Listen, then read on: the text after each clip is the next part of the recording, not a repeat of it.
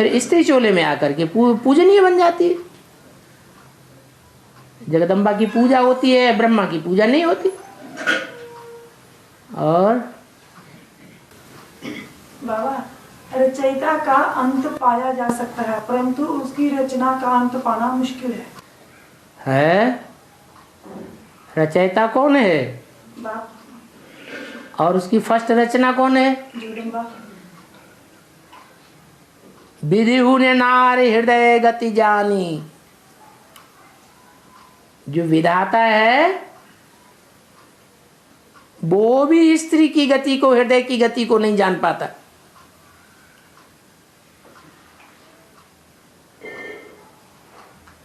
ये यहां का गायन है। और बाबा ने मुझे बोला कि चलते फिरते तीनों ही याद करने चाहिए। हाँ, तो बाबा वो कैसे करेंगे? वो कैसे याद करे? नहीं, बाप तो याद है। बाप याद है? हाँ, तो क्यों पढ़ाता नहीं है? टीचर उससे ज्यादा कोई पढ़ाई पढ़ा सकता है? नहीं। उसको कोई पढ़ाई पढ़ा सकता है? नहीं। तो टीचर क्यों भूल जाता है? नहीं, बाप तो याद आ सकता है, तो टीचर भी याद आ सकता है। मुरली का पॉइंट जो याद आते हैं उसके आधार पर कह सकते हैं टीचर की याद आती है। अच्छा, मुरली के पॉइंट जो है वो तो बाप सुनाता है, लेकिन बाप ने जो गीत गाया, गीता आई, उसको क्लैरिफाई कौन करता है? बाप क्लैरिफाई करता है। तो बड़े से बड़ा टीचर भी है। फिर और वो क्यों नहीं याद आता? पढ़ाई पढ़ने से सदगति थोड़ी ही हो जाएगी।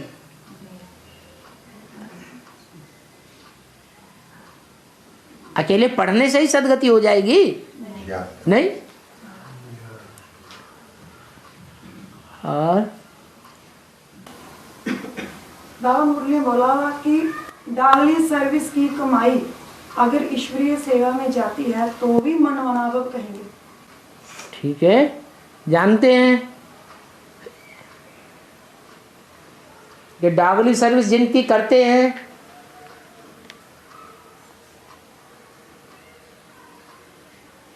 और उनसे जो कुछ भी मिलता है वो अगर हम नहीं लेते हैं तो भी वो सब मिट्टी में मिल जाएगा, डूब जाएगा, डूबती बेड़ी में चला जाएगा। तो उस डूबती बेड़ी से भी हमने मेहनत करके जो निकाल लिया तो उसमें हमारा भाग्य तो बन गया ना। कब? कि जो भी निकाला वो हम ईश्वरीय सेवा में लगा दें। तब अगर निकाला और स्वार्थ के लिए ही खर्च कर दिया, ईश्वरीय सेवा में कुछ लगाया नहीं, तो फिर भाग्य भी नहीं बनेगा। और बाबा ये बोला हो कि मुझे निरंतर याद करना है। निरंतर याद करो। हाँ। अंतर ना पड़ने पाए। हाँ। बाबा जब याद करते हैं तो बाबा से बात करते हैं। हाँ। याद में मुरली का पॉइंट बाबा से पूछते हैं याद में, तो बाबा वो भी निरंतर याद हुई। क्यों नहीं? बातें करना याद नहीं है? है? माँ को बच्चे की याद आती है, उसकी तोतली बातें याद आती हैं, तो याद नहीं है?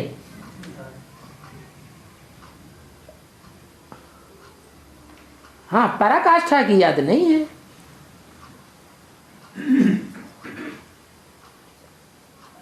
और बाबा पराकाष्ठा की याद कर सकती है? पराकाष्ठा की याद कर सकती है? पराकाष्ठा माने जिसमें सिर्फ है मैं आत्मा और मेरा बाप ज्योति बिंदु, और वो किस स्वरूप में कार्य कर रहा है, बस वो ही याद रहे और कुछ भी कोई संकल्प याद ना आए। क्यों? क्योंकि सुप्रीम सोल बाप संकल्प विकल्प करता है? नहीं करता है।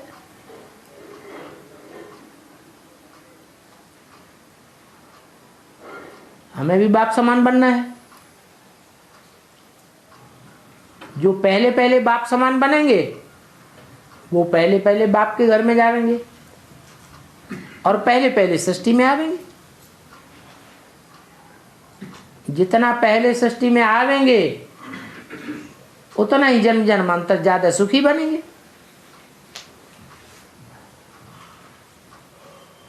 उच्च पद पावेंगे। और शास्त्रों में कृष्ण के साथ राधे को दिखाया है। हाँ जी, मंगल में भी राधे की यादगार है, ठीक है। लेकिन स्वयंवर उसका रुक्मणी के साथ दिखा दिया है इसका क्या वेद में क्या? स्वयं वर्ण किसने किया?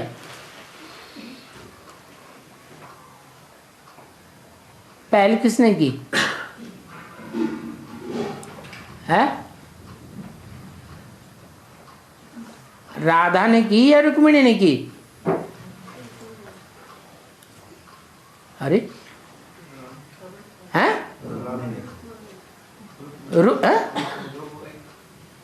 पहल किसने की स्वयंवर करने कराने के लिए?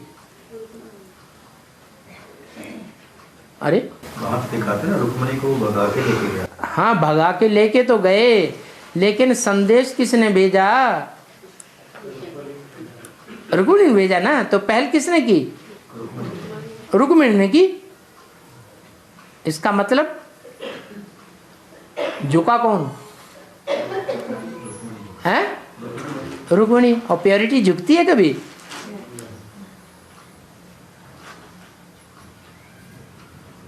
प्योरिटी नहीं है तो यूनिटी नहीं है। यूनिटी नहीं है तो शरण लेनी पड़ती है। शरण पड़ी मैं तेरे, ये सब भक्ति मार्ग की बातें हो गई। बच्चे तो बच्चे होते हैं, वो कभी शरण नहीं पड़ते हैं। बाप ने उन्हें अपना बनाया है।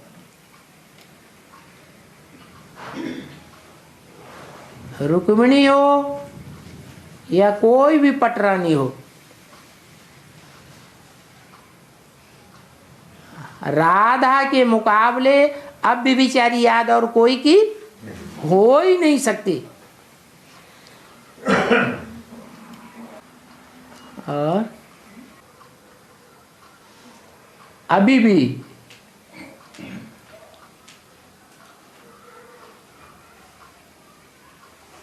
कृष्ण कौन से वंश का है? हैं? सूर्यवंश का। और राधा चंद्रवंश की है। बाप का डायरेक्शन किसको मिला है कि आवाहन करो? क्यों? इससे क्या साबित होता है कि प्योरिटी सो यूनिटी बनाने वाली है। इसलिए राधा का आवाहन करो। नीचा कौन हुआ, ऊंचा कौन हुआ है? जो नीची स्टेज में है वो आवाहन करता है या जो ऊंची स्टेज वाला है वो आवाहन करता है? नीची स्टेज वाले को आवाहन करना पड़े।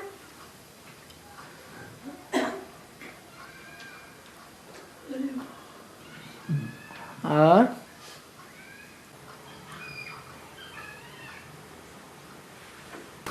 बाबा मुरली में बोलते हैं ना जय कृष्ण हैं? जय कृष्ण मुरली में आज बोलो ना जय कृष्ण। जय कृष्ण। वो कौन से कृष्ण के लिए बोलते हैं? संगम के कृष्ण के लिए या जो मतलब वो ये बात मतलब साधु का कृष्ण? मुरली में बोलते हैं जय कृष्ण। नहीं जय कृष्ण। जय कृष्ण। आज की मुरली में बोला ना जय कृष्ण, तो मतलब जय कृष्ण तो फुल नॉलेज मतलब नहीं हो सकता। जय कृष्ण गीता सुना नहीं सकता। आज बोला ना मुरली में यह कृष्ण। हाँ यह कृष्ण मना कृष्ण के लिए बताया कि जो सतयुग में कृष्ण है या संगम युग में जो कृष्ण की आत्मा है उसके लिए बताइए। वो तो नॉलेजफुल नहीं हो सकता है, नॉलेजफुल।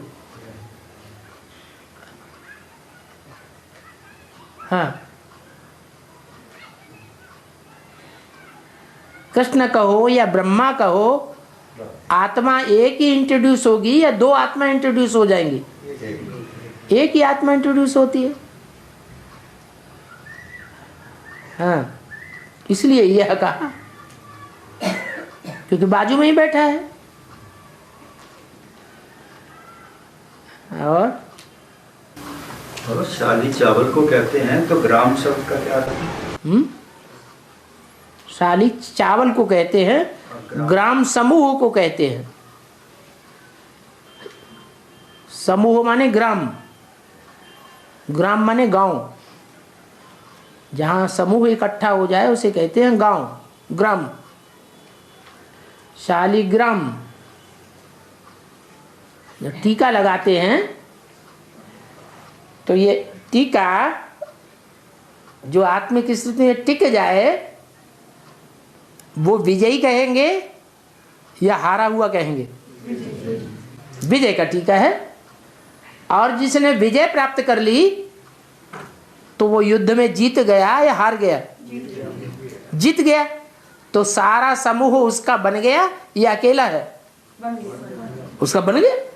इसलिए जब टीका लगाते हैं तो एक चावल नहीं लगाते हैं, ढेर के ढेर चावलों का समूह लगा देते हैं। इसलिए शालिग्राम कहा जाता है आत्मिक स्थिति वालों को। अगर देवान है तो कुछ न कुछ इम्प्योरिटी है, इसलिए यूनिटी नहीं बना सकता।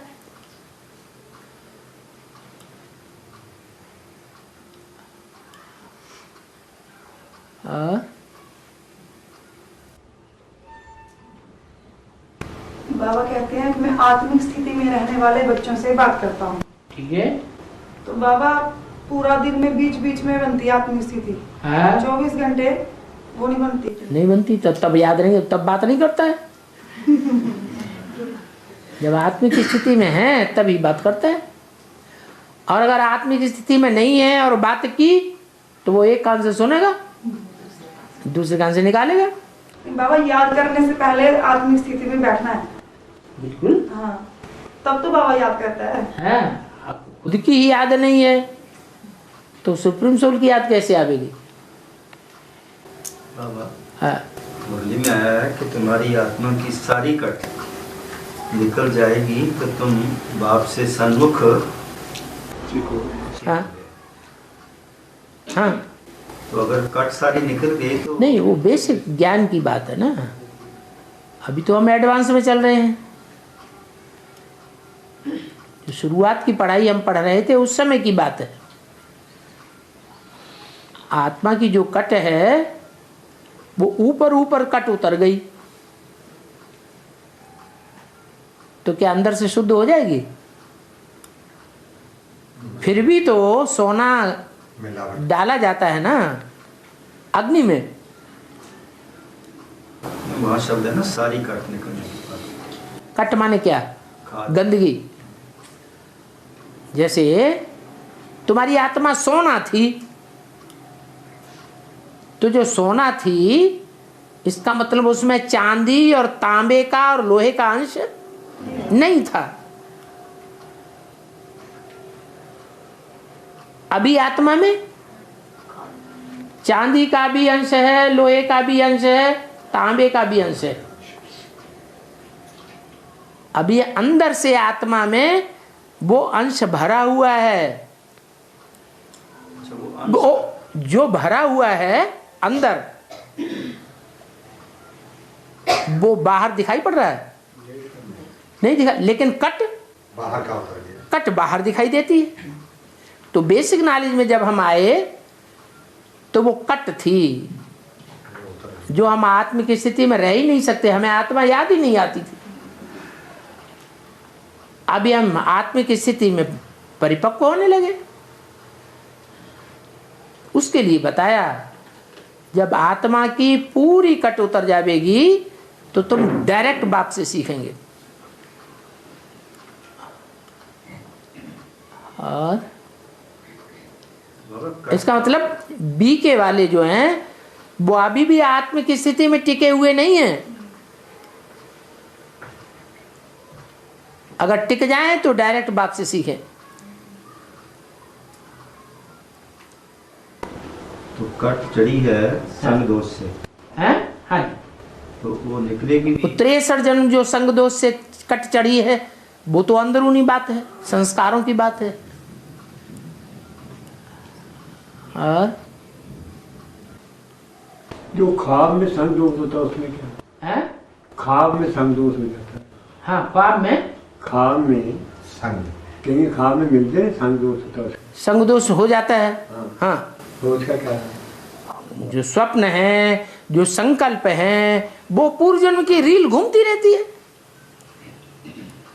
पूर्व जन्म में हमने जो भी संग किया है, जो भी हमने कृत्य किया है, वो सारी रील अभी घूम रही है।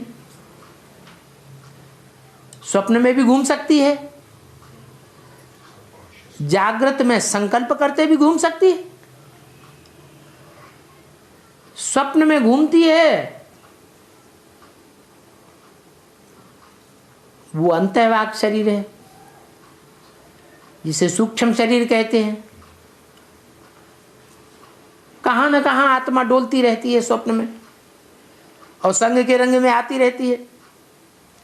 वो स्वप्नवत है, लेकिन हम जो संकल्प करते हैं वो ज्यादा महत्वपूर्ण है।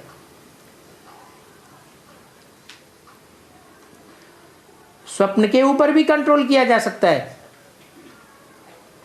अगर आत्म की स्थिति पक्की हो जाए तो। फिर स्वप्न आना भी बंद हो जाएंगे।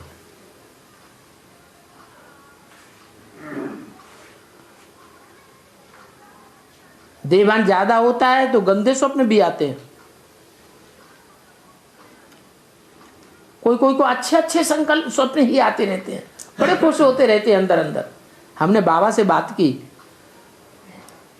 सवेरे को उठे तो बड़े हल्कापन महसूस हुआ।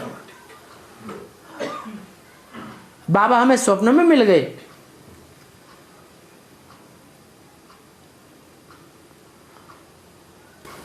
ऐसा होता है बाबा के जब रात्रि को ज्यादा टाइम बैठते हैं याद में, हाँ, तो सारी रात फिर स्वप्न भी अच्छे आएंगे। अच्छे अच्छे की बजाय बुरे नहीं आएंगे, अच्छे ही अच्छे आएंगे। हाँ जी, हाँ जी। और जब कोई मनुष्य जी छोड़ता है तो उसके मुख में घी क्यों डालते हैं? अभी हम जीते जी तभी मरेंगे जब हमारे मुख में याद होगी। याद का घृत है, ये याद का घृत है, हमारे मुख में पड़ा रहे तो हमारी सदगति हो जाएगी। है, अंतमते सुगति हो जाएगी। हम पहले पहले परम धाम पहुंच जाएंगे, क्योंकि घी मुख में है ना। घृत किसे कहते हैं? याद को घृत कहते हैं। शुद्ध याद को घृत, नहीं तो तेल है। मिट्टी का तेल भी हो सकता है। मिट्टी माने दे अभिमान।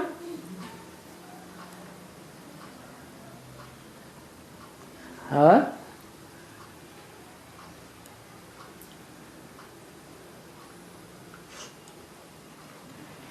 बाबा हमारी ऐसी याद कब बनेगी जैसे कि जब भी हम क्लास करने आए हमें ऐसे ही लगे जैसे आप अभी आप बैठे हुए हैं। सदा व्यक्त स्थिति में बाबा हमको दिखाई दे।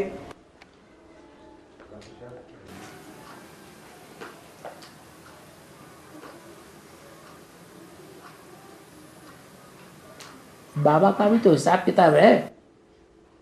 अव्यक्त स्थिति में हमारी हाँ हाँ, वो तो अब आए। आप इतना संगठन बड़ा बैठा हुआ है, मोस्टली का लागत लगी हुई है एक तरफ,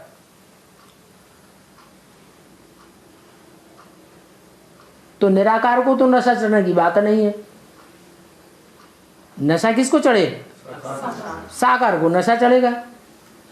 वो तो थोड़े समय की बात हुई। चलो आप नहीं आए, क्लास में नहीं आए, आप टूर में चले गए साथ में, फिर ये बात चेक करो कि सदैव अव्यक्त स्टेज रहती है या नीचे ऊपर भी होती है। सदैव अव्यक्त में दिखाई पड़ेगा या व्यक्त में भी देखने में आएगा?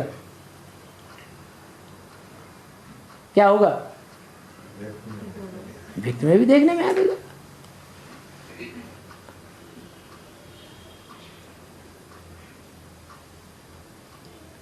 बाबा एक मुरली में बोला है कि माता को आत्मिक स्थिति नहीं बनानी, इससे महाकाली का पाठ है। आत्मिक स्थिति से महाकाली का पाठ, आत्मिक स्थिति बनने से महाकाली का पाठ होता है। एक मुरली में है? मुरली में सुनिए। आत्मिक स्थिति में होने से महाकाली का पाठ होता है और देवान की स्थिति में होने से लक्ष्मी का पाठ होता है, महागौरी का। स्वभाव संस्कार को चेंज करना, स्वभाव संस्कार को चेंज करना आत्मिक स्थिति। हाँ, स्वभाव संस्कार को चेंज करना वो तो ठीक है। आत्मिक स्थिति में स्थित रहने से स्वभाव संस्कार परिवर्तन होते हैं। जितना हम आत्मिक स्थिति में रहने की प्रैक्टिस करेंगे स्वतः ही स्वभाव संस्कार परिवर्तन होते रहेंगे। क्योंकि स्वभाव संस्कार जो आते हैं भिन्न भिन्न प्रकार के, वो तो अनेक प्रकार के देहधारियों के संग के रंग से आए। वो संग का रंग छट जाएगा जब हम आत्मिक स्थिति में रहेंगे।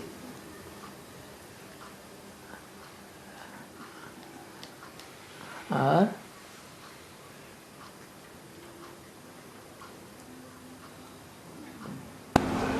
बाबा छोटी माँ का सभी आवाहन कर रहे हैं अमृत वेले हैं? छोटी माँ का सभी आवाहन करते हैं अमृत वेले। अच्छा, तो उनको याद करने से, याद करने की किस लिए बोला? याद नहीं है आएंगी कब तक वो? हैं? आएंगी कब तक? आएंगी कब तक? जब आपका आवाहन पक्का होगा। हाँ, और बाबा ओम नमः शिवाय में भगवान शिव कहते हैं, उसमें हैं? ओम नमः शिवाय में शिव ने कहा है हाँ, कि भक्त जो है भगवान को बहुत प्रिय होते हैं हाँ, और भगवान भक्त के वश में होते हैं। हैं? तो बाबा यहाँ पर कैसे टैली कर सकते हैं? यहाँ पे इस बात को टैली कैसे करें? जिनकी बुद्धि भगवान के पीछे ही भागती रहती है। अच्छा, भगवान को व्यभिचारी भक्त प्रिय होते हैं या अव्यभिचारी भक्त प्रिय होते हैं? तो जिनकी बुद्धि सिर्फ भगवान के पीछे ही भागती रहती है और किसी के पीछे नहीं भागती, एक भगवान के ही वचन सुनने में जिनकी बुद्धि लगती है, भगवान का ही ज्ञान सुनने में बुद्धि लगी रहती है और किसी का ज्ञान सुनने में उन्हें रस नहीं आता, तो भगवान किसको प्यार करेगा? तो है नहीं ऐसे? ब्राह्मणों की दुनिया में ऐसे नहीं है, है? और कोई ज्ञानी है क्या? अभी ज्ञानी है तो उसको ज्ञान होना चाहिए पहले अपनी आत्मा के 84 जन्मों का। है कोई ऐसा ज्ञानी? तो सब क्या है? हैं? अभी सब क्या है? भक्त नहीं, भक्ति ही। हाँ, बाबा पहले मनन चिंतन मंथन की स्टेज बनती है, फिर बनती है निराकारी स्टेज। कि मनन चिंतन मंथन में किसी के साथ बात करने का मन नहीं करता, बस बाबा की मुरलियों का ही मनन चिंतन मंथन चलता है। तो बाबा जी मनन चिंतन मंथन की स्टेज 5 साल तक चलती है। कितनी देर? कितनी देर तक चलती है मनन चिंतन मंथन फरिश्ता की? ये तो अपने को देखना है कि हम फरिश्ताई स्टेज में कितने रहते हैं, फर्श की दुनिया वालों में बुद्धि कितनी लगती है और फर्श की दुनिया से परे बुद्धि कितने टाइम रहती है, वो दूसरा क्या जानेगा। हाँ, अवस्था से पता चल सकता है। कर्म करते देह के अपना जो कर्म करते भी फरिश्ताई स्टेज रह सकती है। क्या? अगर वो घर जो अपने बाल बच्चे हैं वो ना के बराबर याद आए, ठीक है, बहुत कम याद आए, हाँ, तो अवस्था अच्छी चढ़ती कला होती है। कम याद आए इसका मतलब याद तो आते हैं ना, बहुत कम। तो पूरा फरिश्ता नहीं बना ना 100%। 100% फरिश्ता तब कहें जब कोई देहधारी में लगाव न लगे। नहीं बाबा, लगाव तो नहीं, लेकिन उनको खाना बना के खिलाना उनका। अरे ये किसने कहा आपसे कर्म नहीं करना है? महबूब होता है, महबूबा की याद में रहता है, क्या कारखाने में काम करना छोड़ देता है? नहीं करता है। करता है ना, तो ऐसे ही कर्म करना है। चिंता तो नहीं होती किसी की, लेकिन जब बुद्धि में बैठ गया, ड्रामा बना हुआ है, हाँ, पक्का बैठ गया ना, तो चिंता ताकि कीजिए जो अनहोनी हो। चिंताएं तो सब बाबा ने खत्म कर दी ना, वो ही होगा जो ड्रामा में होगा, जो कल पहले हुआ होगा। चिंता क्यों करना, पुरुषार्थ करना।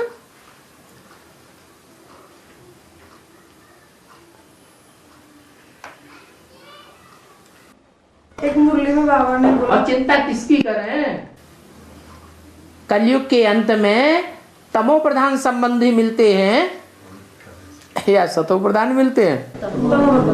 दुखदाई मिलते हैं या सुखदाई मिलते हैं? दुखदाई। सबसे ज्यादा दुखदाई संबंधी कलयुग के अंतिम जन्म में मिलते हैं।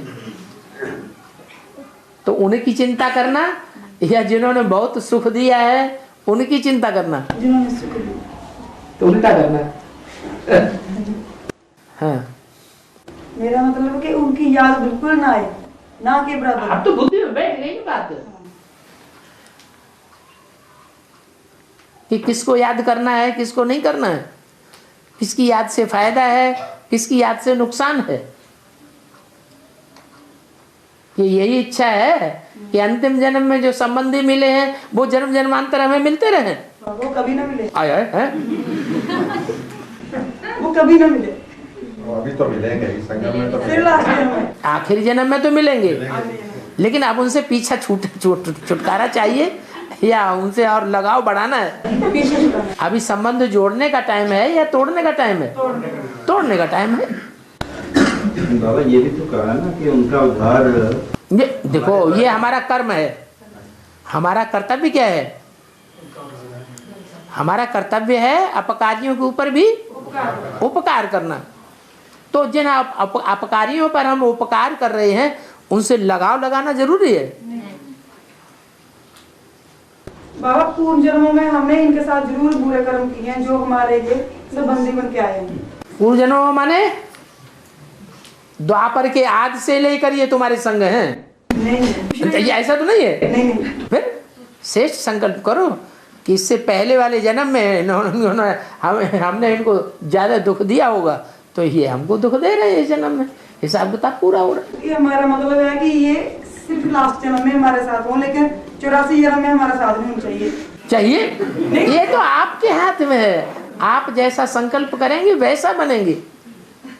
संकल्पों से सृष्टि रची ब्रह्मा ने, तो ब्राह्मणों ने संकल्पों से सृष्टि नहीं रची। हर ब्राह्मण एक सितारा नहीं है, हर सितारे में एक एक सृष्टि नहीं समाई हुई है। कहते हैं उन सितारों में एक एक दुनिया है, तो क्या हम आत्मा रूपी सितारों में हमारी दुनिया नहीं है?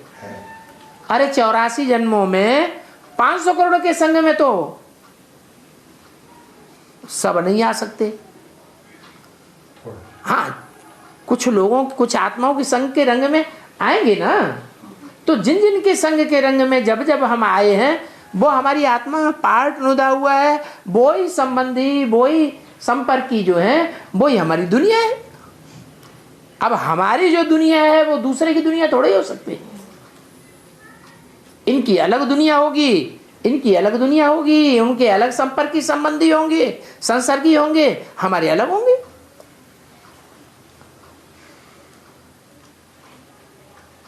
तो ये हमारे ऊपर निर्भर करता है कि हम कैसी दुनिया अपनी बनाते हैं। और बाबा कुछ बच्चे तो ऐसे भी हैं जिनका ही साल का जल्दी खत्म हो जाएगा। बाबा ने बोला हुआ घर में रहने वाली भी ब्रह्मा कुमारियां हैं, आगे चल के उनके भी कि साल बाद कट जाएंगे, वो भी छुटेली हो जाएंगी। हाँ तो मन की संकल्पों के ऊपर ही डिपेंड है। बिल्कुल, जितने श्रेष्ठ संकल्प करेंगे, जैसे संकल्प करेंगे।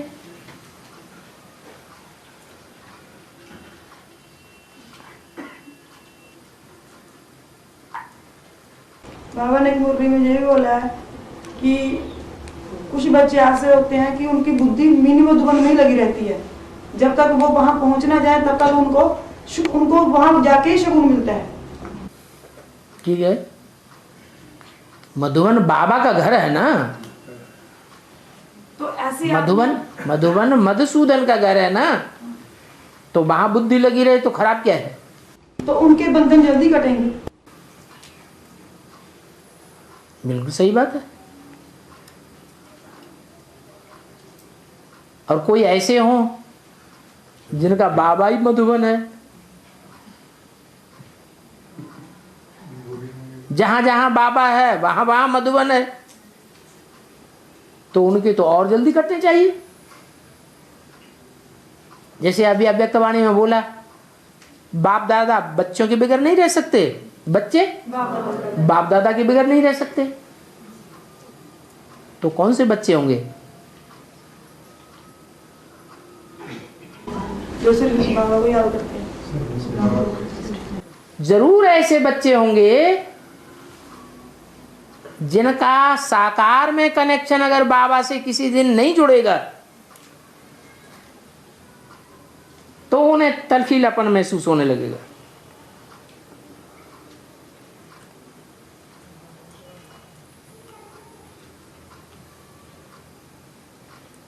कुछ ऐसे भी हैं महीनों बाबा से बात ना हो तो भी उनको कुछ नहीं होता, महीनों बाबा का मिलना ना हो तो भी उनको कोई आतर वेला पैदा नहीं होती है या नहीं है?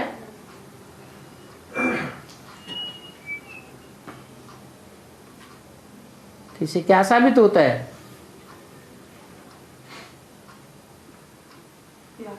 हैं? कम प्यार है उनको।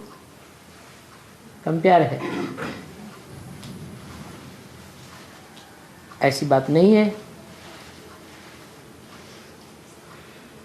लक्ष्मी को अगर नारायण से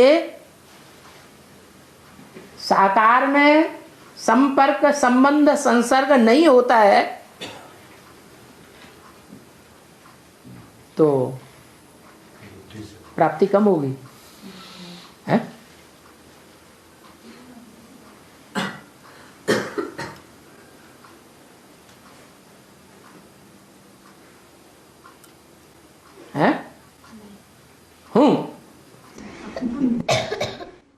जिनमें देवभान होगा उनको साकार में जरूरत होगी।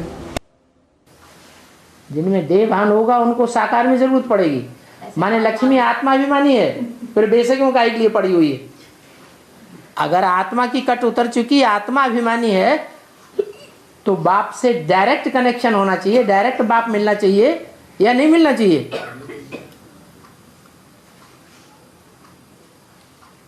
दूरा पर संकल्प तो एक ही है। लक्ष्मी नारायण के संकल्प तो एक ही है। लक्ष्मी और नारायण संकल्प एक ही है। अरे एक ही संकल्प है, कैसे? अरे वो आत्मा नारायण से ज्ञान धन लेने वाली और नारायण उसको देने वाला, तो लेने और देने वाले दोनों के संकल्प एक ही होते हैं फिर वाणी में आया है कि अनायास ही बच्चों के सभी कर्म बंधन चुप्त हो जाएंगे। ठीक है, जब याद करते करते कोई तो ऐसा क्षण आवेगा जो जितनी आत्माओं से हमारा संसर्ग संबंध बना है 63 जन्मों में, वो सब चुकतू हो जाएगा। तो वो क्षण अनायास ही आवेगा या पहले से हमें पता लग जाएगा? अनायास ही आवेगा। ठीक ऐसे ही जैसे अनायास ही हमें भगवान मिल गए है, वो भी हिसाब किताब है। किसी को पहले मिल गया, किसी को बाद में मिल गया, वो भी हिसाब किताब है। किसी को बाद में मिल गया तो भी वो लास्ट सो फास्ट जाता है, और किसी को पहले मिल गया तो भी कछुए की चाल चल रहे हैं, धीरे धीरे धीरे धीरे धीरे।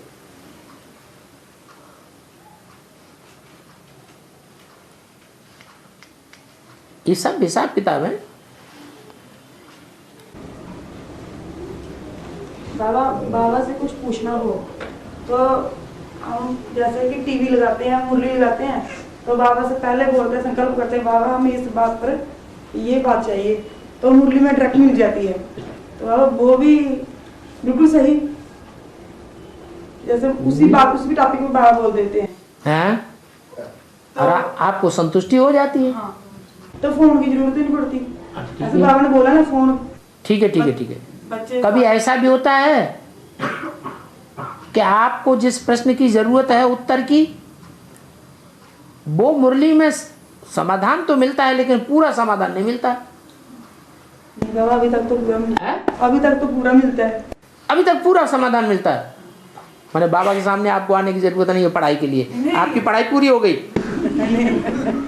लोग घर में घर में रहते रहते अगर जरूरत पड़ती है, हाँ तो घर में बैठे बैठे सब समाधान जब मिल जाते हैं तो सन्मुख जाने की जरूरत नहीं। सन्मुख भी मिलना पड़ता है बाबा से, सन्मुख भी मिलना होता है बाबा। क्यों? टीचर के रूप में तो नहीं मिलेगा, जरूरत ही नहीं। साकार नहीं, साकार से मिलना होता है। हाँ साकार से मिलो, बाप के रूप में, सदगुरु के रूप में, टीचर के रूप में तो आपको दरकार ही नहीं। बाबा ने बोला कि मुरली ऐसे सुननी है कि जैसे हम साकार में सुन रहे हैं मुरली। ठीक है सुनो। हाँ, भक्ति मार्ग में क्या करते हैं, मंदिर में जाकर के मिलते हैं, भगवान की मूर्ति सामने रखते हैं, तो ऐसे देखना है जैसे साकार में भगवान हमारे सामने बैठा है। यही तो भावना करते हैं। वो सिर्फ भावना मात्र है या प्रैक्टिकल भी है? भावना मात्र है। भावना के आधार पर साक्षात भगवान का साक्षात्कार हो जाता है। इतनी गहरी भावना बैठ जाती है।